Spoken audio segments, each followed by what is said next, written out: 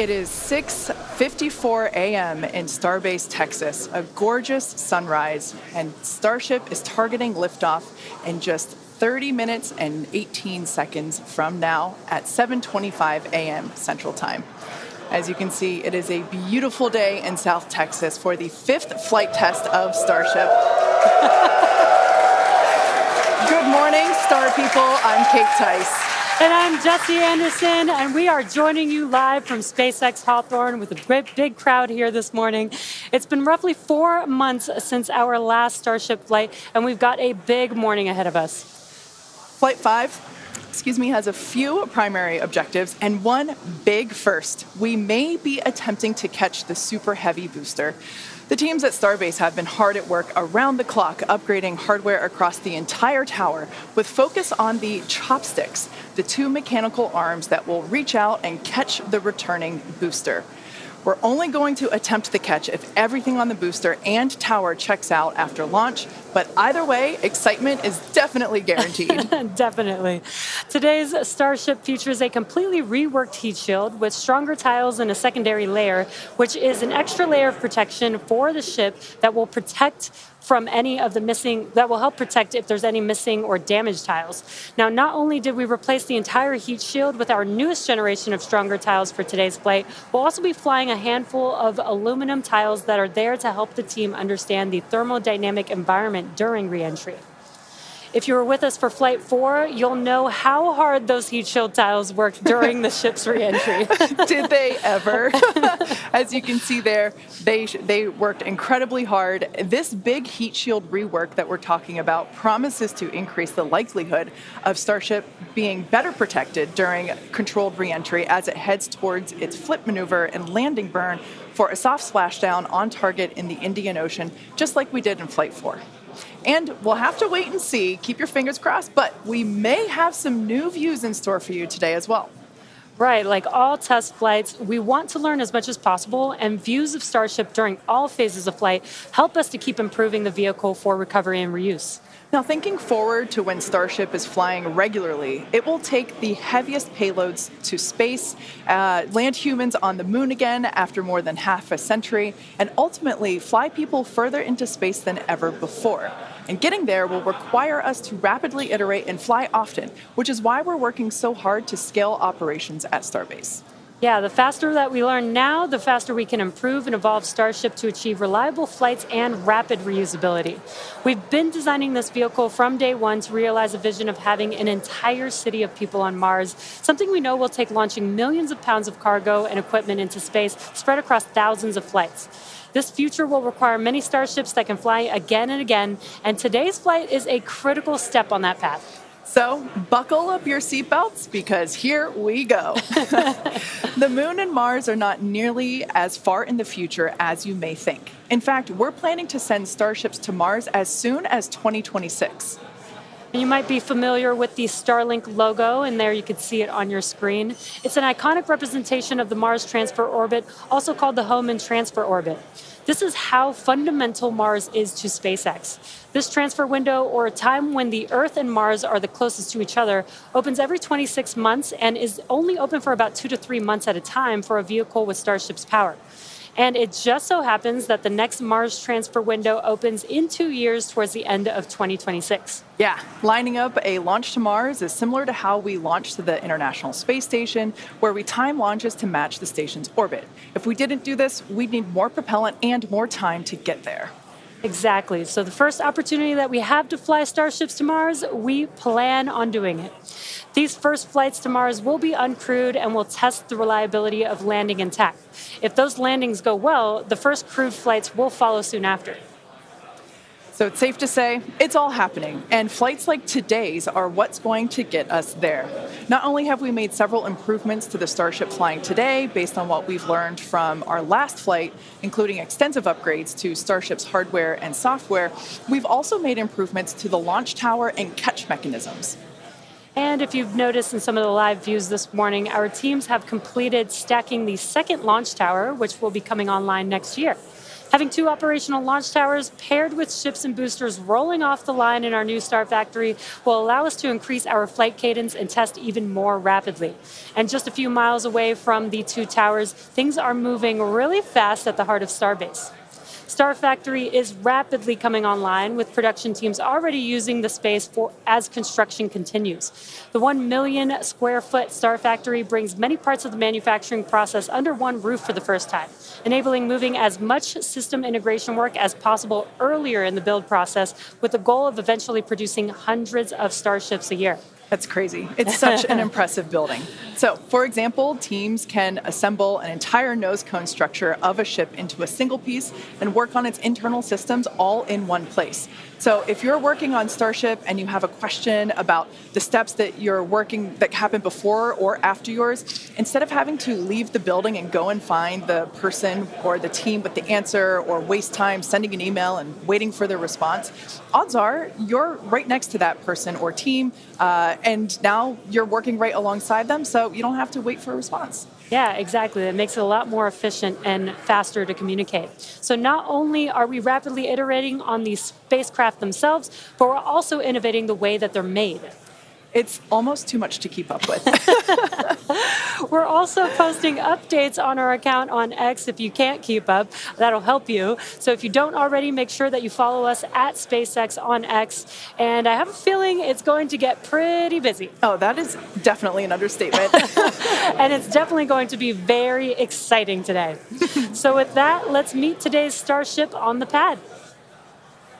Starship features 2 major parts, the ship, which has 6 Raptor engines, and the Super Heavy booster, which has 33 Raptor engines. The current iteration of Starship is essentially an experimental vehicle flying for development. With a few planned upgrades, Starship will have 3 times the thrust of Saturn V, plus the added benefit of full reusability. Starship 2 will be capable of carrying more than 100 tons to orbit, and Starship 3 will be able to lift more than 200 tons to orbit. The amount of mass we're able to launch per rocket is crucial to creating a self-sustaining city on Mars. Now, to get a sense of how big Starship is, let's start with the average size human, which is about 2 meters high. Towering over our average human is the length of the Millennium Falcon, which comes in at 35 meters. Our Falcon 9 rocket, with the payload fairing attached, is double the size of the Millennium Falcon, standing at 70 meters. And nearly twice the size of that is the fully integrated Starship at 121 meters tall. The ship itself is about 50 meters tall, and the Super Heavy booster alone stands about 71 meters. And even crazier, eventually the ship and booster will get even taller with future design iterations. Can't imagine it being taller than that. Starship's first stage has a diameter of roughly 2.5 times that of Falcon 9, and with 33 much larger Raptor engines, which you can see there on your screen. Moving up the vehicle, the ship features 6 Raptors, 3 sea-level engines, and 3 vacuum engines, which are optimized to operate in the vacuum of space. The ship is designed for vertical takeoff and landing on any hard surface, like the surface of the moon. The ship is also outfitted with 4 flaps to help aerodynamically control the vehicle's attitude during atmospheric flight and enable a precision landing. To reach full reusability, ship must survive entry not just once, but over and over again. It took the teams at SpaceX about 3 years to develop the heat shield on Starship, and development for improvements is still ongoing. The ship's heat shield is composed of 18,000 hexagonal ceramic tiles designed to insulate the vehicle during atmospheric entry, where temperatures can be as high as 2,600 degrees Fahrenheit. And naturally, the tiles are designed for rapid reuse with no refurbishment between flights. As we mentioned earlier, today's Starship features a completely reworked heat shield with stronger tiles and a secondary protective layer. This promises to increase our chances of Starship making it through a controlled re-entry and hopefully a little more intact this time around. And in between our first and second stages is our hot stage, which we last saw in action on flights 2, 3, and 4. Speaking of, let's take a trip back in time and talk about that last flight. On June 6th, Starship successfully lifted off at 7:50 a.m. Central Time from Starbase, Texas, cleared the launch tower, and went on to accomplish several major milestones and firsts. As you can see there, Super Heavy booster lifted off successfully and completed a full duration ascent burn. I love the view of the sound waves there. Following separation, Super Heavy booster successfully completed its flip maneuver, boost back burn as well to send it toward the splashdown zone, and it also jettisoned the hot stage adapter, as you can see there. We don't have to jettison that adapter in future iterations because it'll be a different design. Now, as you can see here, the booster is returning back to Earth using those hypersonic grid fins to steer it towards a precise landing in the Gulf of Mexico. The footage that we have coming up here, there it is from the buoy. I still remember seeing this on X for the first time, and it was so incredible to see that booster coming down, ending its flight with a soft splashdown 7 minutes and 24 seconds into the flight, and the crowd went wild. And so did we. Starship's 6 second-stage Raptor engine successfully powered the vehicle to space and placed it on a trajectory that would re-enter less than 1 orbit later over the Indian Ocean. And following a coast phase in space, Starship re-entered the Earth's atmosphere, successfully making it through the phases of peak heating and max aerodynamic pressure, and demonstrating the ability to control the vehicle using its flaps while descending through the atmosphere at hypersonic speeds. And of course, Starlink on Starship once again enabled real-time telemetry and live high-definition video throughout every phase of entry, with external cameras providing views all the way to the flight's conclusion. Flight 4 ended with Starship, with, again, the crowd going bonkers, with Starship igniting its 3 center Raptor engines and executing the first flip maneuver and landing burn that we had seen since our high-altitude campaign. And that was followed by a soft splashdown of the ship in the Indian Ocean 1 hour and 6 minutes later. And we were all glued to the monitors, watching the little flap that could the whole way down. Seeing the landing burn and splashdown was an incredible moment for the entire SpaceX team, and we'll be looking out for many more of these incredible moments today. All right, so while today's mission profile is similar to Flight 4, we got a couple new test objectives, including catching the booster back at the launch tower.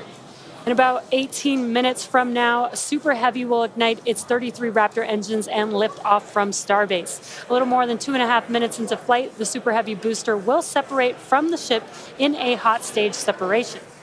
After that separation, the booster will perform a flip maneuver followed by a boost back burn. And about 2 seconds after that burn ends, we'll jettison the booster's hot stage. As it heads back towards the ground, the booster will either attempt a landing, will have a landing burn, but then will either return to the tower or splashing down in the Gulf of Mexico. Meanwhile, the ship's engines will remain lit for just under 6 minutes during its ascent phase before shutting down for the coast. The ship will coast for about 40 minutes or so, reaching a peak altitude of about 213 kilometers. After that coast phase, the ship will be attempting a controlled re-entry, including a flip maneuver and landing burn, like we saw on Flight 4, just before splashing down in the Indian Ocean. Now, we say attempting because, again, this is just a test and nothing is guaranteed. Except excitement. Well, of course there is that. Now, both the booster and ship have to contend with some extreme conditions on re-entry, which is where those heat shield tiles will be put to the test. For this flight test, we do not expect to recover any hardware from the ship. With the exception of Falcon, this is no different than what happens to most rockets flying today that are expended, meaning that they fall into the ocean after completing their mission. Eventually, we will return and reuse Super Heavy boosters and Starships as we do today with Falcon 9 and Falcon Heavy boosters. And in fact, we've landed Falcon boosters 352 times to date. Oh, man, I hear you say that number, and that is just wild. I still remember the night, or at least most of the night, that that Falcon landed for the first time, and it still feels like yesterday. Yeah, definitely one of my favorite moments at SpaceX. And returning Super Heavy promises to be an even more impressive sight and a huge moment on the road to rapid reusability. Yeah, speaking of rapid reusability, future Starship designs will give Super Heavy boosters a lighter weight and integrated hot stage intended for full reusability, which will mitigate the need to jettison the hot stage like we'll do today. Similarly, even though ship recovery is not expected, the telemetry and data we receive all the way to the end is what we're what we're looking for, and is what will get us to a rapidly reusable Starship of the future. Yeah, exactly. In other words, just like previous Starship flights, the payload for this mission is the data. All right, now that we have a handle on today's flight test, let's check in with Dan, who is right in the middle of the action. He's just a few kilometers from Starship on the pad. How's it going, Dan? It's going great, Jesse. Welcome back to Starbase, everybody. It's been far too long. Little change of scenery this time. Right behind me is the Launch Control Center, where our flight controllers are counting down to our liftoff at 7:25 a.m. Central. We are a little bit later in our window. The main reason is we're working to clear out the range. Have not been tracking any technical issues so far to preclude that launch. So 7:25 a.m. Central, 12:25 UTC is where we're marching down to. As you can see, we're actively loading propellants onboard Super Heavy and Starship. Liquid methane for your fuel, liquid oxygen for the oxidizer. Prop load on the ship started at about T-minus 49 minutes, booster at T-minus 40 minutes. We're going to keep loading propellants on those vehicles right down to the wire. Ship will close out at about 3 minutes and 20 seconds before T0, and then booster just about 30 seconds later.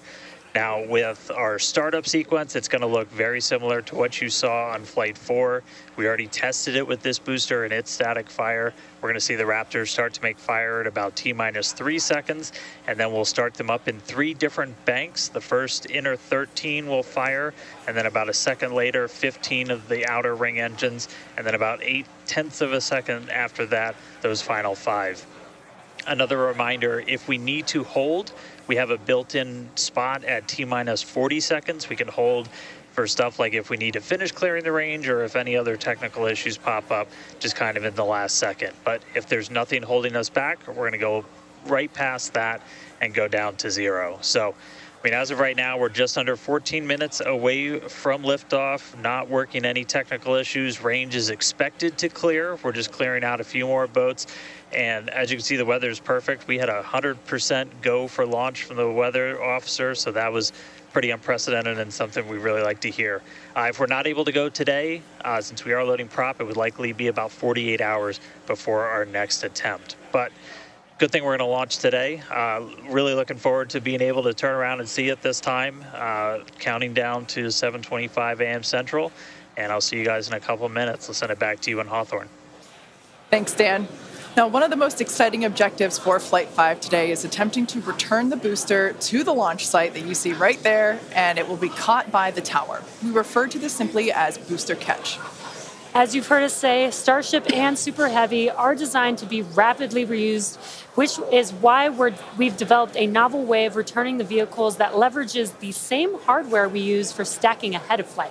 Right now, when we recover our Falcon boosters, they either return to a separate landing zone on land or to a drone ship in the ocean, both of which require time to transport the vehicle back to the launch site. In order for us to achieve truly rapid reusability, we need a quicker turnaround. And you can't get much faster than returning the launch vehicle right back to the launch site where it needs to be in order to launch again. For today's booster catch attempt, while there are thousands of criteria that need to be met, there are 3 primary gates that will be in play. In order to proceed, automated checks have to indicate we have a healthy booster and a healthy tower, and the flight director must issue a manual command, which is informed by manual checks from the flight control team. If this command is not sent prior to the completion of the boost back burn, or if automated health checks show unacceptable conditions with Super Heavy or the tower, the booster will default to a trajectory that takes it to a landing burn and soft splashdown in the Gulf of Mexico. Now, thinking to the future when we're operational, after a booster returns to the launch tower, it will be inspected and reloaded with propellants and then ready to launch another ship to orbit.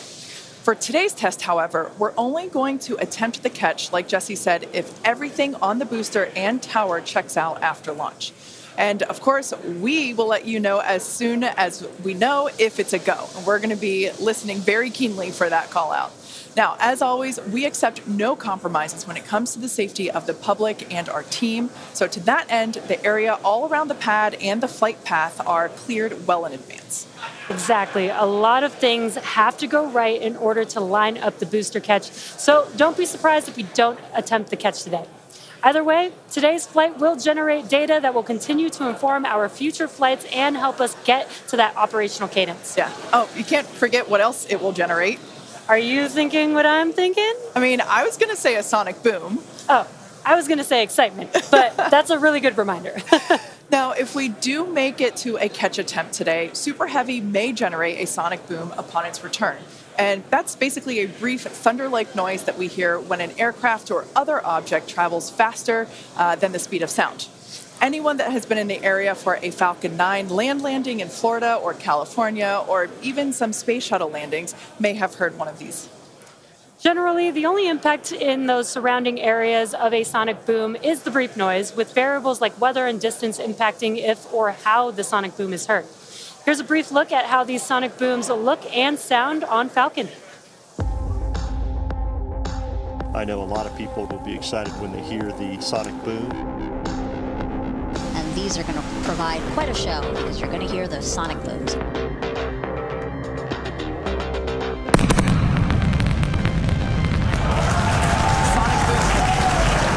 Booster landing leg deployed.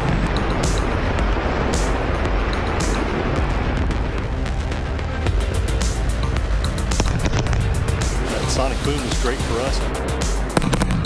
That thunderclap broke the sound barrier.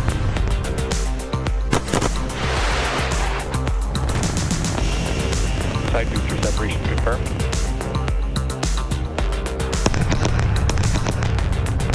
Just heard the two sonic booms here in the room. Booster landing confirmed.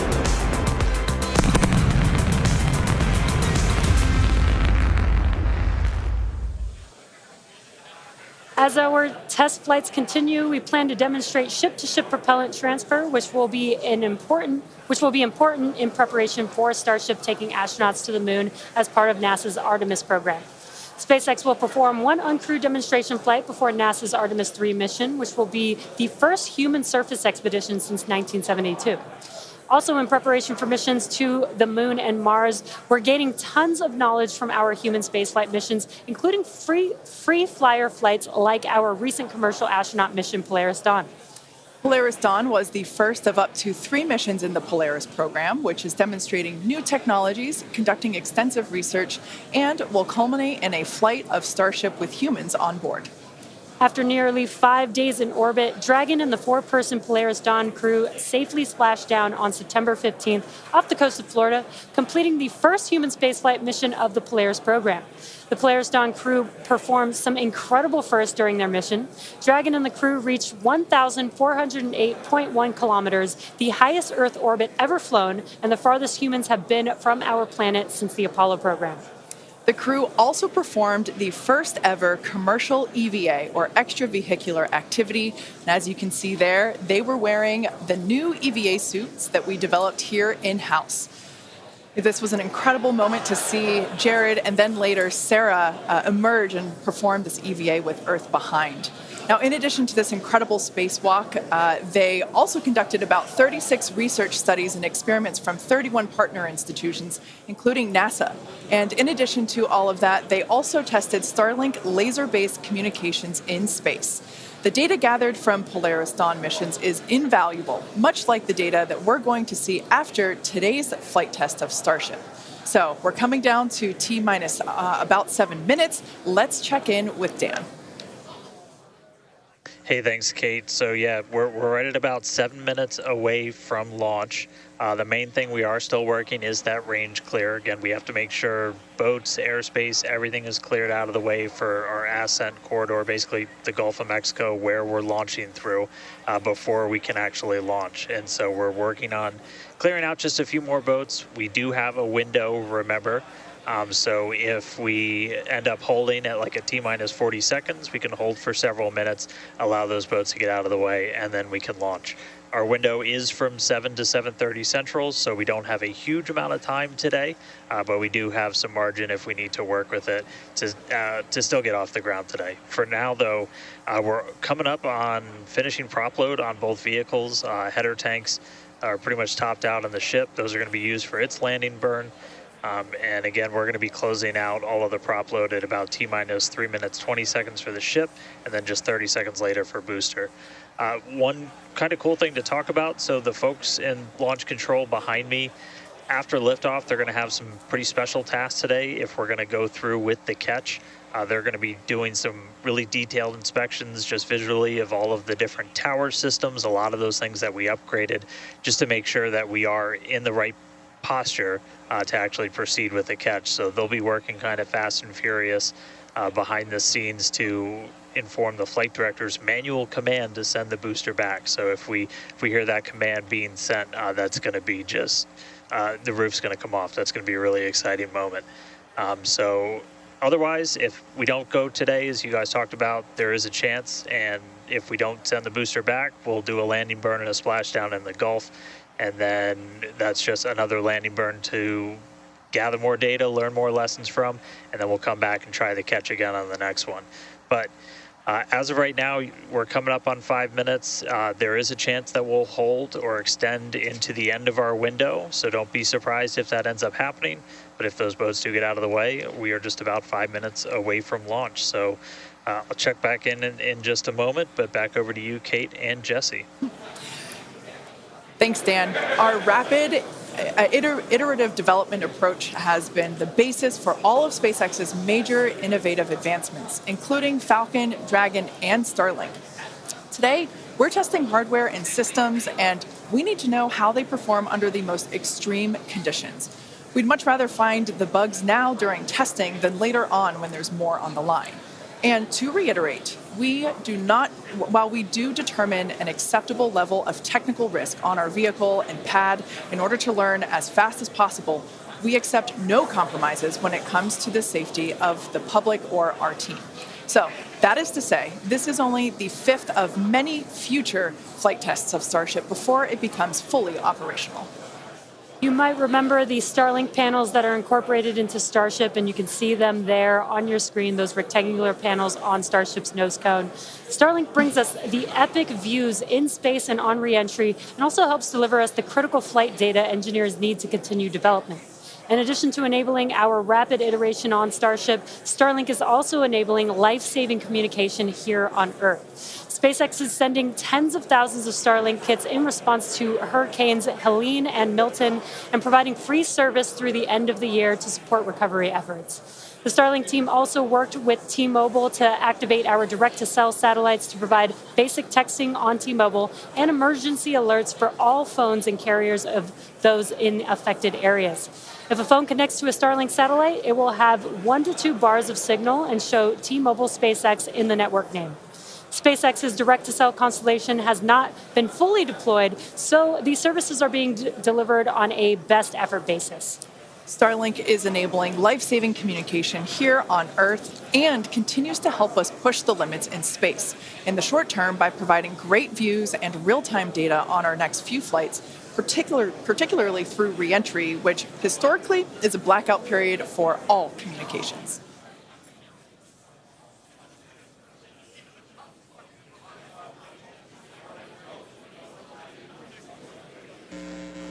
All right, so we're coming up on 2 minutes, 30 seconds away from launch. We were hearing like there's a pretty good chance we were going to hold it T-minus 40 seconds, but surprise, now it sounds like we might not be. So we are just a little over 2 minutes away, so a couple more things going to be happening. We did just close out our propellant load on the ship and the booster, so 10 million pounds of propellant on that vehicle on the pad here at Starbase, getting ready to go. We're going to start clearing out all of the lines that are basically pushing all of that propellant to the vehicles. Those get cleaned out or cleared out on the ground before we lift off. We're doing some final checks on the vehicle, the thrust vector control that we're going to use to steer it, as well as the guidance system doing its final alignment, just a lot of our final checkouts. But we are starting to hear that it looks like the range is going to be clear at our liftoff time of 7:25 a.m. Central, 12:25 UTC. So that puts us 1 minute, 20 seconds away from launch. Still not tracking any technical issues. That range clear is the only thing that's been potentially poking at our launch. So I'm going to start to quiet down. We'll hear our flight director for today, Tristan Pierce, give some of the final call outs. As of right now, we are 1 minute away from liftoff.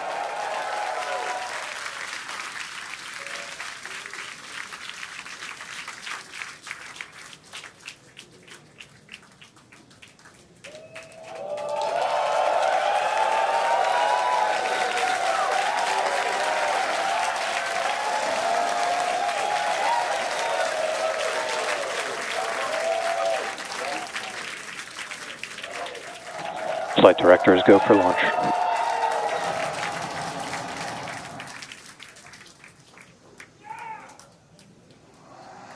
Best words you could possibly hear 20 seconds away from liftoff.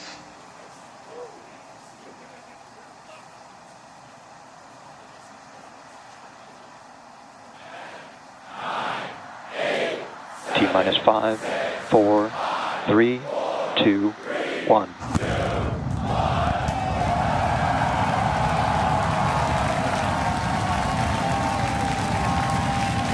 We have liftoff. Vehicles pitching downrange.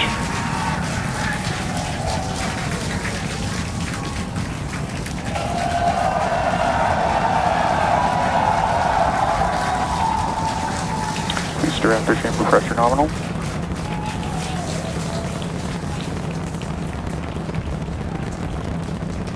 Seconds into the flight, the rumble's just starting to reach us here at launch control.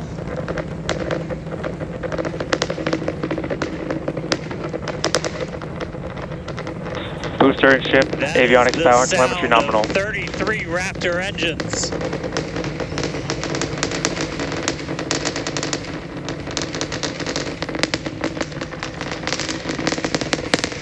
Max Q.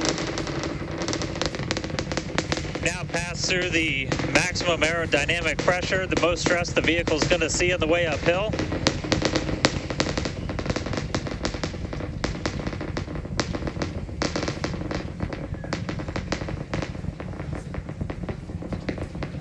All right, our next major milestone coming up, it's going to be hot staging. We're going to see the engines ignite on ship to push it away from the booster.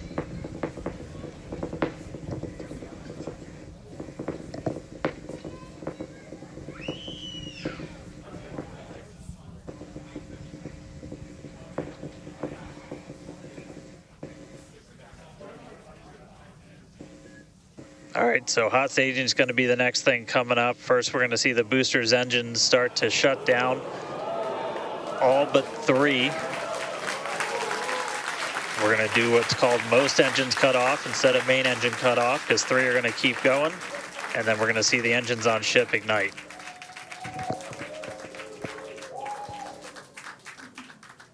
Right now, the tower team is doing their go, no go.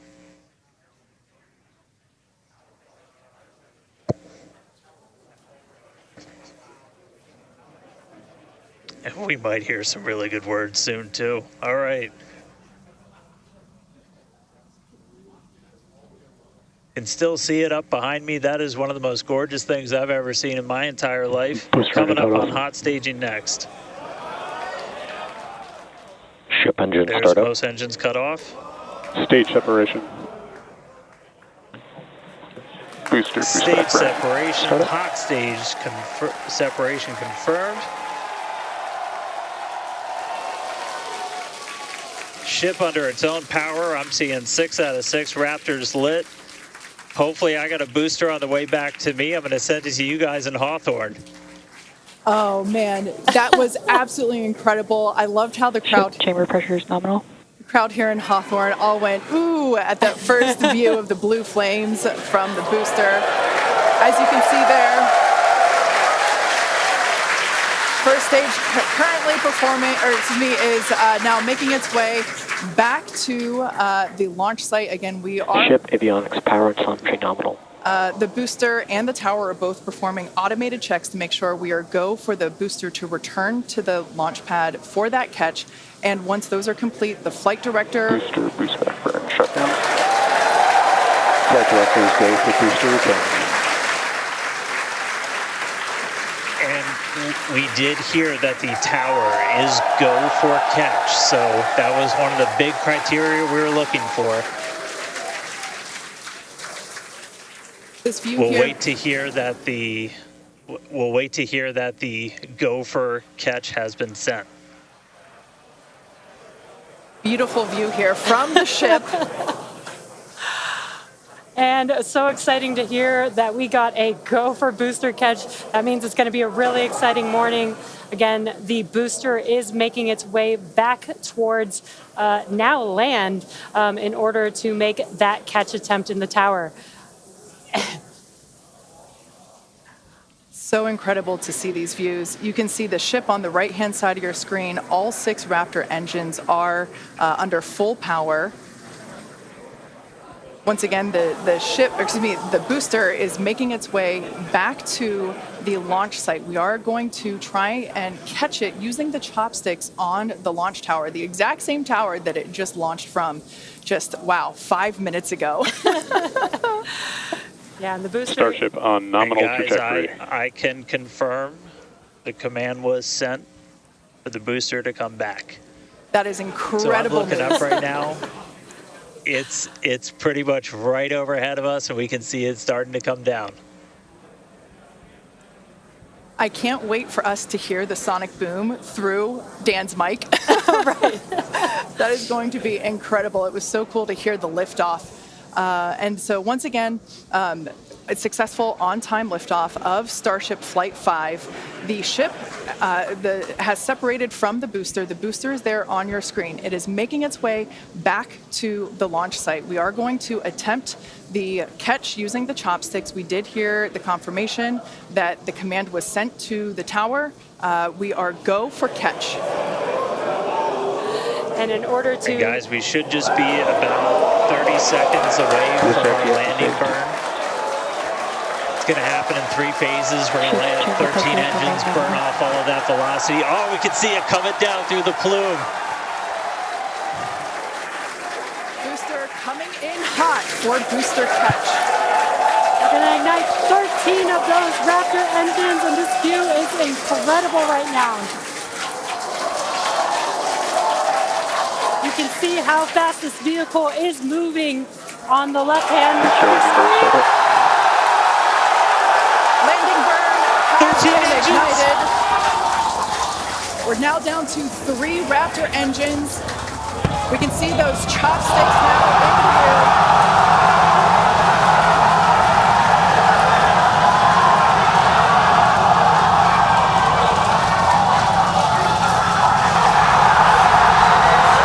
Booster landing burn shutdown.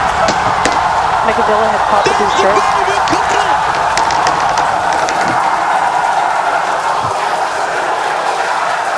This is absolutely insane.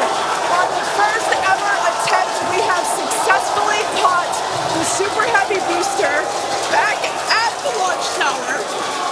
What an incredible view! Are you kidding me?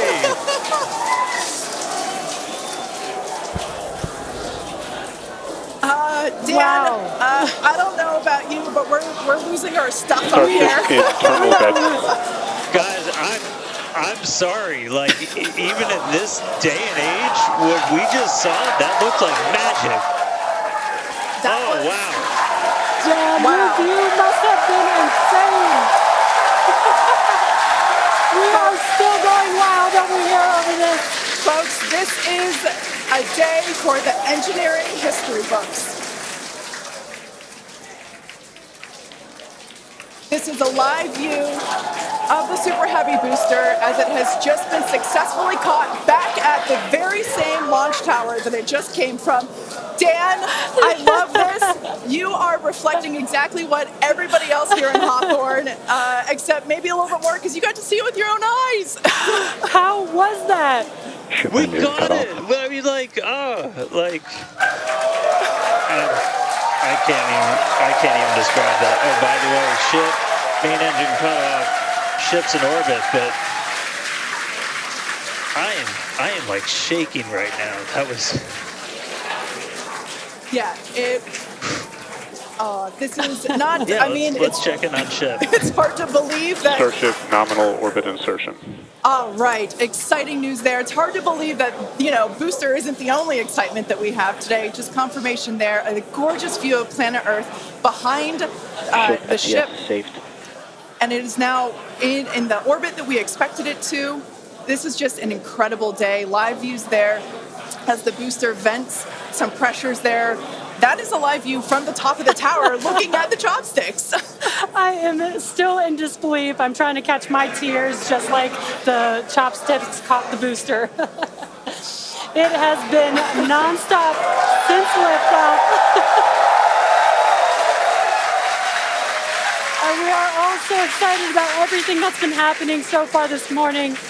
With the booster having completed its job for today, we are going to take a short break for the next 30 minutes. We'll return back at T plus 40 minutes while the ship continues to coast before re-entry.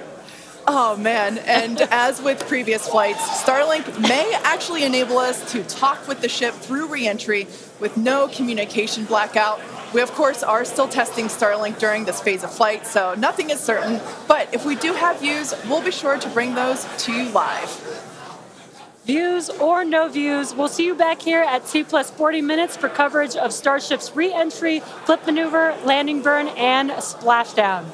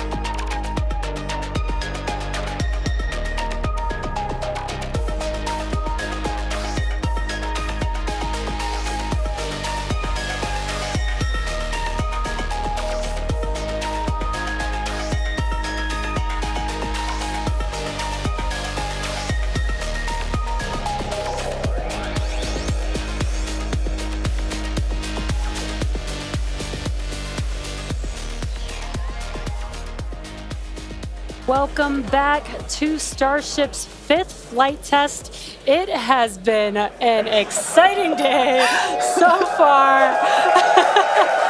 Even the crowd here is still so excited. We lifted off from Starbase at 7:25 a.m. Central Time. The Super Heavy booster and ship had a successful separation, as well as a good boost back burn and good separation of the hot stage adapter. The Super Heavy booster then completed the landing burn with 13 Raptor engines igniting and slowing down the vehicle perfectly for Mechazilla to catch the Super Heavy booster for the first ever land recovery of the vehicle.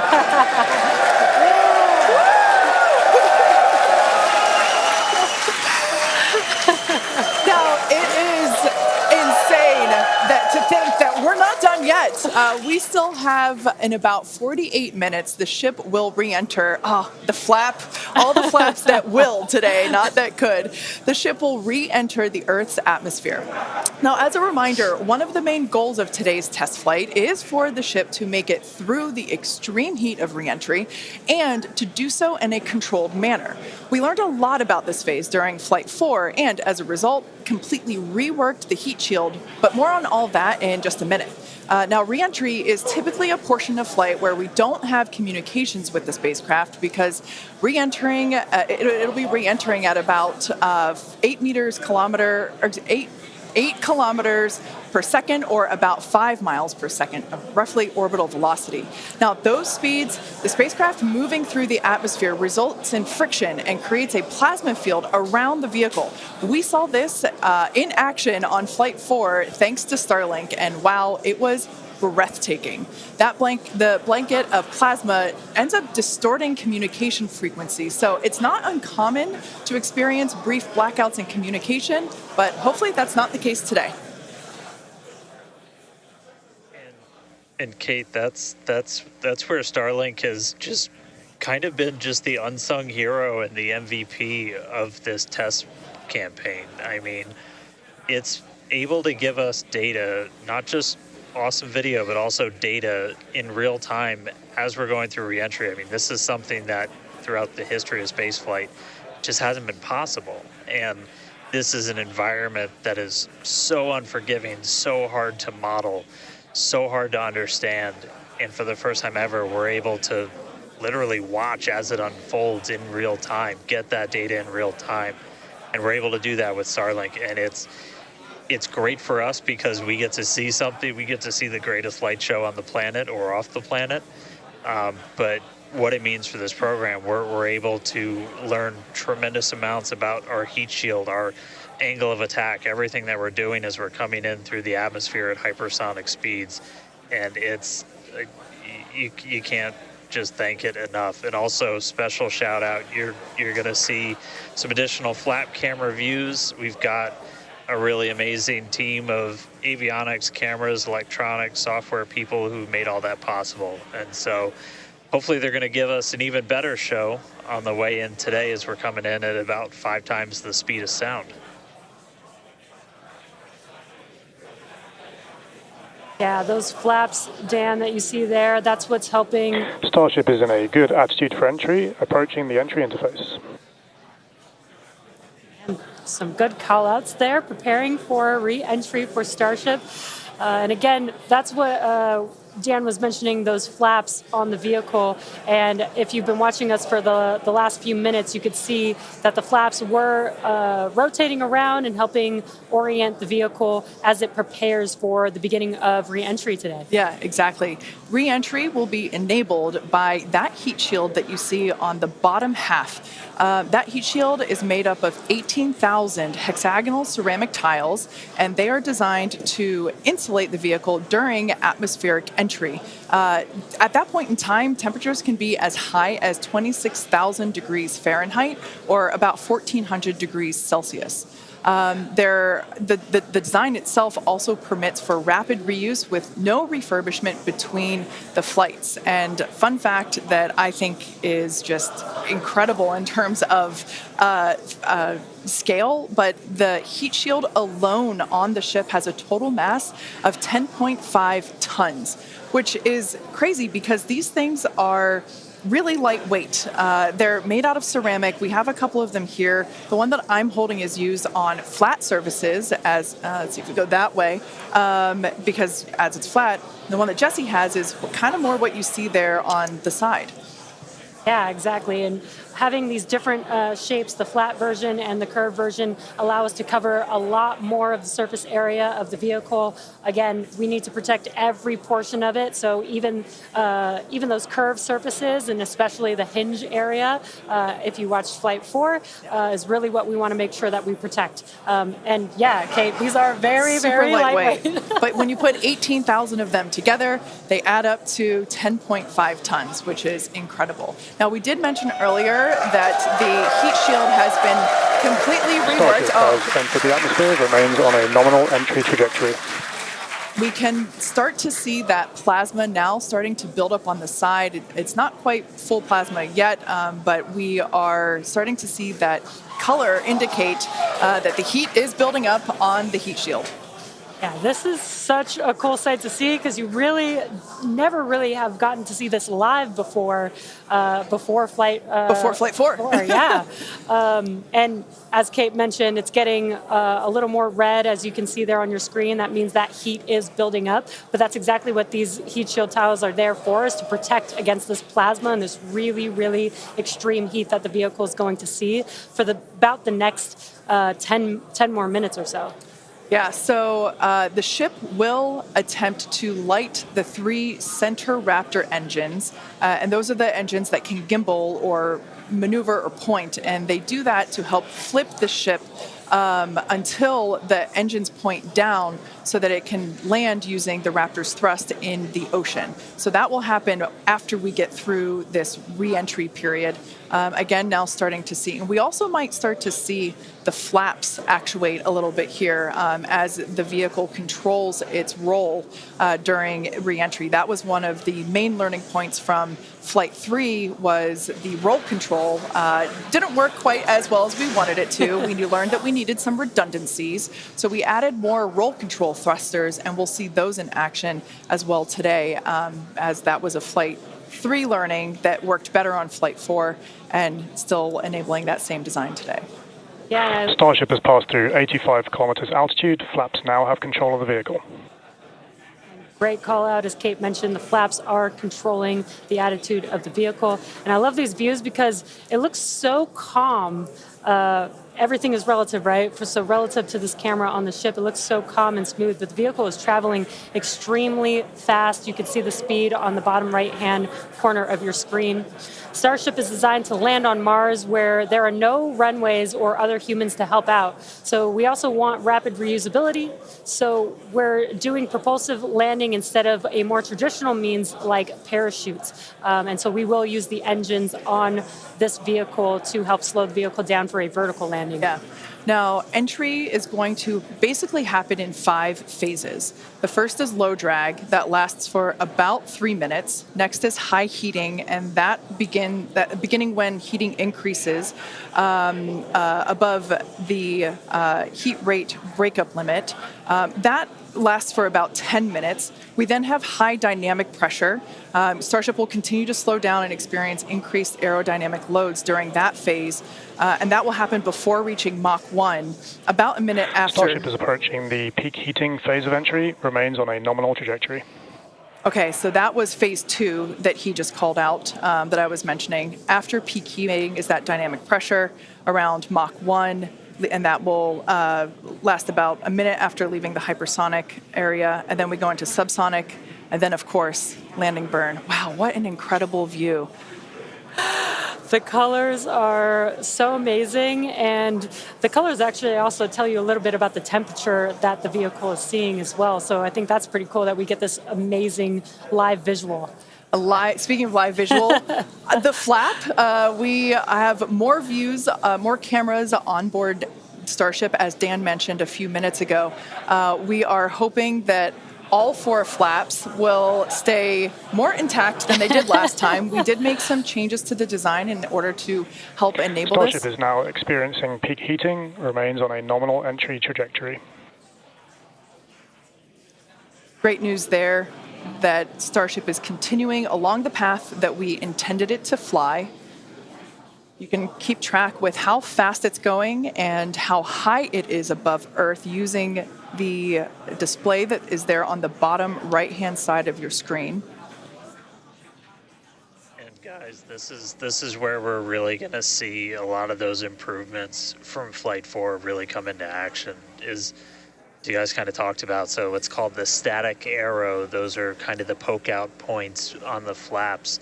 Those get exposed to some pretty extreme heat environments, and so we added some additional, basically made it a lot more robust for the thermal protection there. And we learned not just from visuals and stuff like that. We had those missing tile tests on Flight 4 where we intentionally left some out, kept in some backup layers. They're called ablatives, which means they just gradually melt away to help dissipate the heat. And we've got an entire layer of ablative underneath the tiles on this Starship today. So even if you get a gap in a tile or a tile is broken, anything like that, we've got essentially backup options. And what we're really trying to do today is do an on-target landing. As we lost the flaps, you lose a lot of your control, and so we didn't land right on target last flight. This time we're trying to really nail the target within just tens of meters, and that'll just be a really huge step on feeling like we're closer to bringing a ship back. Obviously, there's a lot of work before we get there, but we just caught a booster. We're going to start looking real soon at when we can catch a ship. So the view on your left is as a helicopter passes by Dan, bound at Starbase. The view on your left is a camera that's positioned near the nose of the ship, looking basically down toward the flap. The view on the right is looking perpendicular to the flap. So we're looking basically bird's eye view onto the flap on the left-hand side, and then a worm's eye view from the side with that view on the right. Yeah, sorry about that, guys. Maverick just buzzed the tower. He might be coming back, so. Now, these views brought to us by Starlink. It's incredible that we have this high-definition capability. In fact, that view on the left... Starship is now halfway through the peak heating phase of entry, remains on a good trajectory. So great news there, hearing that we're about halfway through the peak heating phase. Like I said earlier, this lasts roughly 10-ish minutes. And we did hear earlier that the flaps have control of the vehicle, so also good news there. It is incredible that we've basically had views the entire time. Right, yeah. Thanks to Starlink. My memory did black out a little bit after booster catch, so I think we had views. But all through the coast phase, we had some beautiful views of planet Earth behind the ship as it was in its orbit. Yeah, and I also do want to point out on your right-hand screen, we've got a more encompassed view of the flap. As we watched in Flight 4, the hinge area was the area where we got a little bit of that burn through. This view, this new camera view on the ship will help us be able to visually see more of what's happening in that area. And again, we have improved our heating tiles, and so hopefully we've protected the hinge a lot better this time. Landing chill has started. But again, these views are additional to the data that we get on these flight tests that help enable us kind of put the data that we get in the computer to the visuals that we see and try and align those and use that for improvements in the future. Now, we heard a call out there saying that engine chill has begun. This is an indication that we are starting to flow a little bit of the super cold liquid oxygen through the hardware, through the Raptor engine, specifically the turbo pumps, to help ensure that the hardware is at the right temperature before we give a full push, a full flow of propellant at engine startup. So all of that to say, we are getting closer to the landing burn.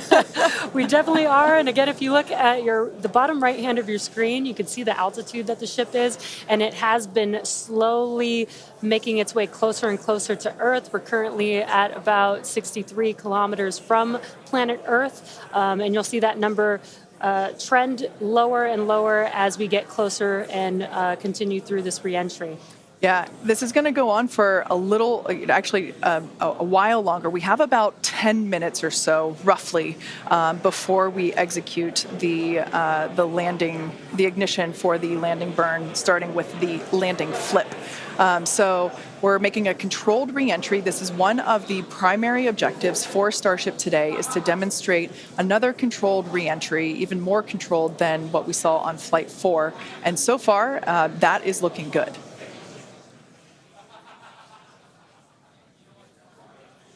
And then as we start to really get lower, we're going to start seeing the atmosphere's effects start to take place, and that's when we'll be dropping our speed down closer to the speed of sound. You'll see the flaps start to maneuver. We were able to do a landing burn on Flight 4, which kind of caught all of us off guard. It was pretty incredible after seeing the flaps survive through. And we're going to try and do another one on this flight today. We tweaked it a little bit, so we're going to try and splash down at a little bit of a gentler angle this time, instead of just kind of hit the water and fall over. And the goal with that is try and keep the ship intact, and then if we're able to then get some additional video of it, again, that's just more data. And everything we can see, everything we can get extra, like a couple extra seconds or minutes of data coming from the ship after Starship has splashdown. passed through the peak heating phase of flight, approaching maximum entry dynamic pressure. All right, we're through peak heating. Coming up is basically max Q part 2, where we're going to hit kind of that part of the curve where we're still moving really fast and the atmosphere is just dense enough that we're feeling the most pressure, but hopefully we're going to start feeling a little bit less heat now.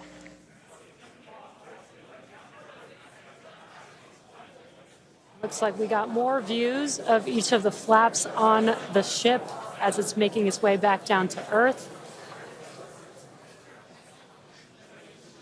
And we did pass through peak heating and still got really good views throughout that whole period. Typically during the highest heat on the vehicle, we tend to build up a lot of plasma, and that's typically when we would lose, connection or views of the vehicle. But again, with Starlink, we were able to get some live views throughout that entire process there.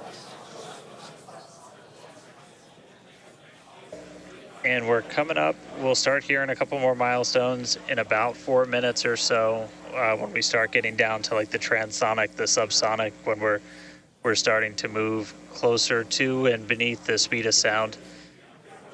And I mean, we're getting live views, we're getting live data. We've got a couple additional tests on this one today where we left off some missing tiles again to test some additional backup layers.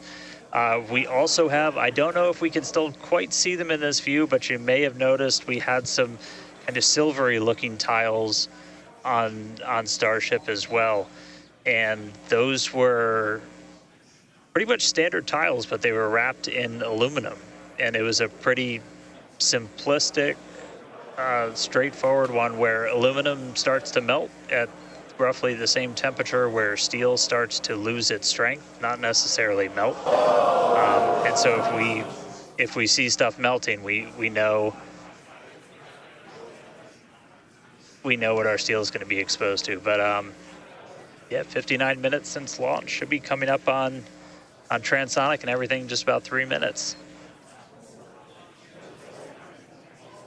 Now the views here, we have coverage of all 4 flaps. We can see, so for those that perhaps didn't catch a glimpse of the vehicle before liftoff, there are 2 flaps at the forward end and 2 flaps at the aft end. The larger camera view that is there on the right-hand side of your screen, that is a view of one of the aft end or the bottom end flaps. We can start to see some heat buildup and peeking through on one of the flaps there in the top left-hand corner of your screen.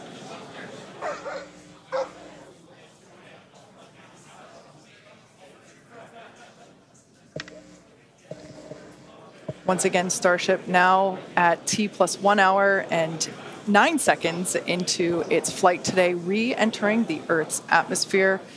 Currently about 45 kilometers above the surface of the Earth, now 44. We are targeting a soft splashdown in the Indian Ocean, about, northwest-ish of Australia. And we are attempting to, as we did on Flight 4, perform a flip maneuver as well as Starship is at maximum entry dynamic pressure, remains on a good trajectory. All right, so that is great news there. Like Dan said earlier, this is basically max Q part 2. So this is the greatest amount of aerodynamic loads that the vehicle will experience during its flight. It's coming back through the Earth's atmosphere. It was above the Earth's atmosphere in space where there was no friction. We can obviously see heat as evidence of that friction buildup. The atmosphere is actually helping to slow the vehicle down. If you're watching the telemetry in the bottom right-hand corner of your screen, you can see that speed decelerating rapidly.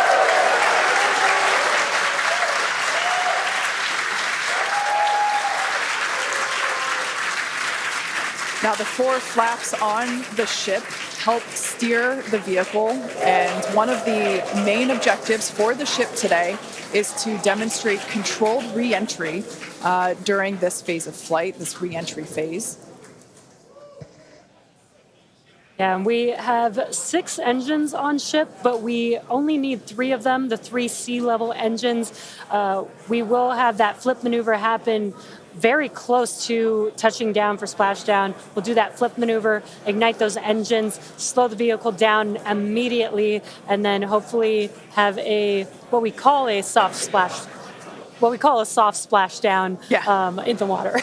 It's probably going to feel a little bit harder on the top of the surface of the water, but it'll look pretty gentle. Yeah, and like we said earlier, we hope to have some more views, even of that phase of the flight. So fingers crossed that we can we can bring those to you. We are hoping to splash down softer than we did last time on Flight 4. Right now, Starship continuing to make its descent back to planet Earth. Starship is at Mach 2, remains on a good trajectory. All right, great news there. That tells us that the vehicle is traveling twice the speed of sound. So we will then, the next call out that we'll hear is that it is, traveling about the speed of sound. And then we will hear a call out that that will be the call out that it is transonic. And then we will hear another call out saying that it is subsonic, meaning going slower than the speed of sound. Starship is transonic. There it is. So at this point in time, we say transonic because certain parts of the vehicle, like the flap that you see on your screen, might be experiencing airflow faster than the speed of sound, while other parts of the ship may be experiencing airflow. Starship is in the subsonic belly flop. All right, so now the entire vehicle is traveling slower than the speed of sound, so subsonic. The crowd here at Mission Control Hawthorne also getting excited, just like us. We're awaiting a water landing. We are going to reignite the 3 engines to perform that flip maneuver, and we're basically about a minute and a half, away from the landing flip. Yeah, the crowd's getting excited here as we get closer and closer to splashdown. Again, just about a minute away from the expected splashdown, so we should see a lot happening coming up here shortly. We're currently having a view of one of the flaps, and it is a little bit dark on your screen, but hopefully we'll get some good views of the ship as it makes that flip maneuver and touchdown for splashdown. Yeah, guys, we saw that speed drop like a rock. So we're doing a belly flip right now, or a belly flop right now. That's what's kind of, if you saw the high altitude campaign, that's the unique thing about how Starship comes back. So we've bled off pretty much all of the speed we're going to. We're essentially at terminal velocity. Starship is at 5 kilometers altitude, remains on target. Five to go. Coming up soon. Landing burn.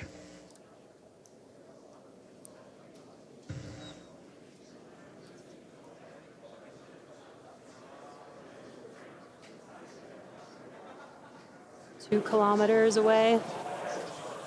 Starship is on target, approaching landing burn startup. So keep an eye on the bottom right-hand side of your screen as well. That will be the indicator when the Raptor engines ignite, if we are unable to see that illumination ourselves. Landing burn startup. What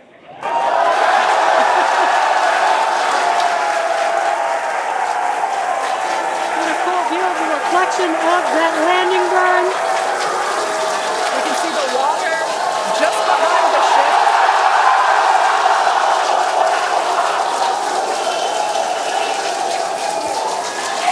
Starship has landed.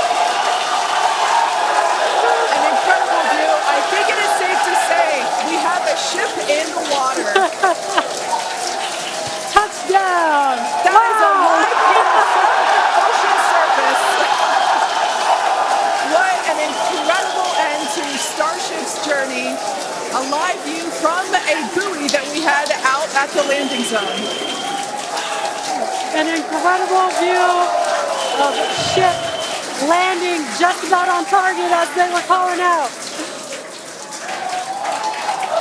That was amazing. And we were not intending to recover any of the ship's hardware, so that was the best ending that we could have hoped for.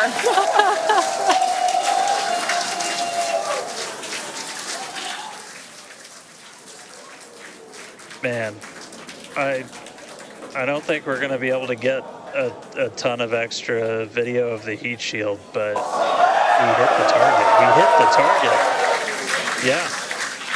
I mean, we hit the target because we had these buoys placed in a pretty specific spot, so wow. What a day. I feel like that's what I get to say. What a day. I mean, everything started off today with that launch.